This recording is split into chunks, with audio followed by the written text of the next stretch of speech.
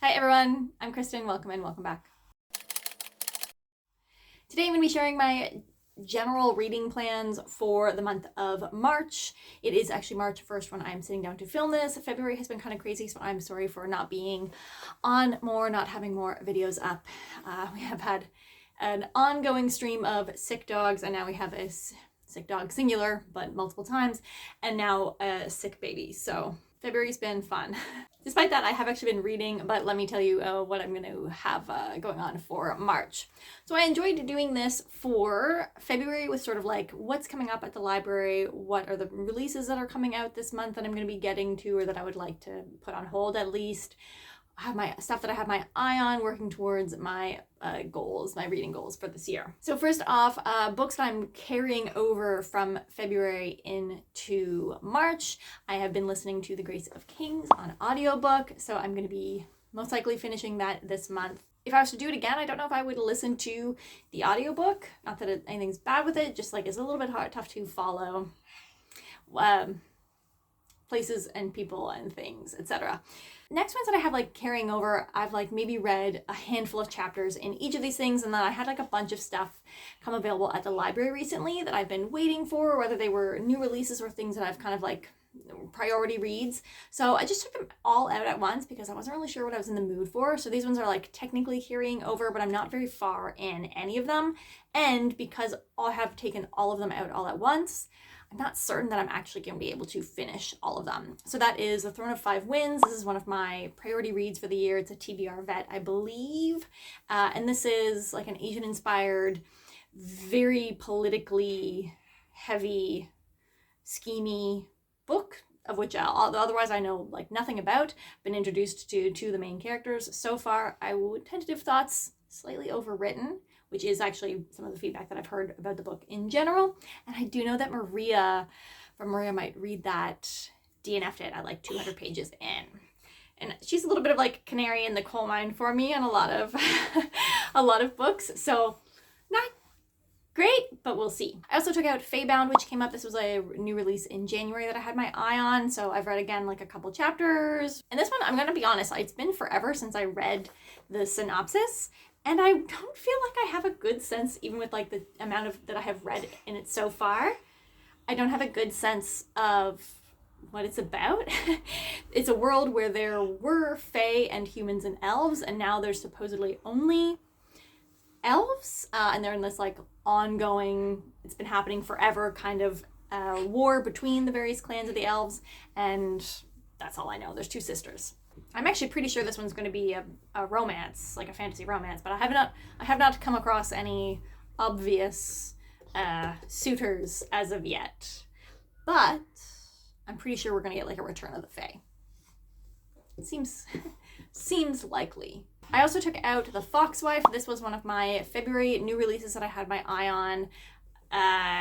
It is historical fantasy fiction. And it's kind of like about like the mythological like foxwoman from Chinese myth.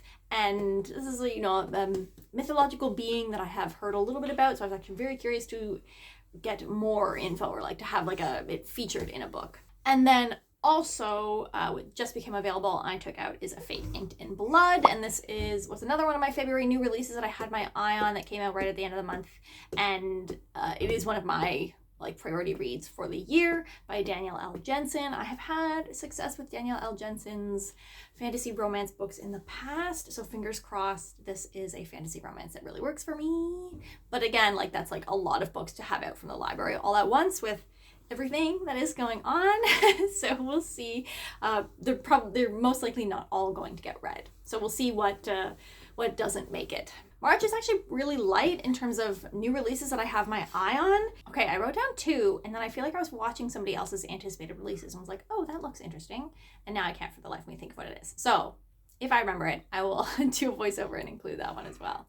But the 2 new releases that I can think of in the moment that I wrote down ahead of time are Bloodguard. It turns out the publication for this book got pushed until June, so I will talk about it again once more and just jump ahead to the other book. Also, we have Those Beyond the Wall. This is second book in the same world as The Space Between Worlds, which I read a couple of years ago, 2, 3, 4 years ago maybe now, by Messiah Johnson. And it's set in the same world, which is like this, now that's question mark, is that this was like an alternate universe situation with the Space Between Worlds, where we had a main character who was able to like travel through all of the different like alternate worlds. Anyway, so I assume that we're following somebody else in this world, and that's all I remember about it. Oh no, that's not true. It has to do with somebody dying, and then our main character is like a detective or investigator or something who has to solve this murder, but it's like I think there was like physically no one there. It was like an invisible thing that killed this woman, or that killed the victim. Realistically, I feel like those are all pretty good in terms of like, I don't think I'm going to be able to read all of those books, but we'll see how it goes. I have been, not on a romance binge, but I have been reading the occasional contemporary romance here and there the past couple months. So just like, if I decide that I'm in the mood for that, the one that I'm probably going to pick up would be Bright Falls #3. And this is the like Delilah Green Doesn't Care series. I think the one that I have left is Iris Kelly. I don't even know. Something about Iris Kelly. Pop it up here for you. So I've read the first 2 recently, and yeah, again, like if I'm in the mood, I will maybe pick up that one. I think I'm on hold for it at the library. And then all of the books that I've mentioned, I only have access to on ebooks. So The Grace of Kings is the only audiobook that I'm listening to. Sorry, Sophie making a little cameo here for you. If I finish The Grace of Kings and no other audiobooks become available at the library, which again, like looking at like what's going to be available soon, it doesn't look like any audiobooks are going to be available soon, then I will probably read the next book in the Legends of the First Empire. I did manage to read the second book, Age of Swords, in February, and I'm just like really enjoying this series. So if I have need for some more audiobooks, yeah, oh baby girl.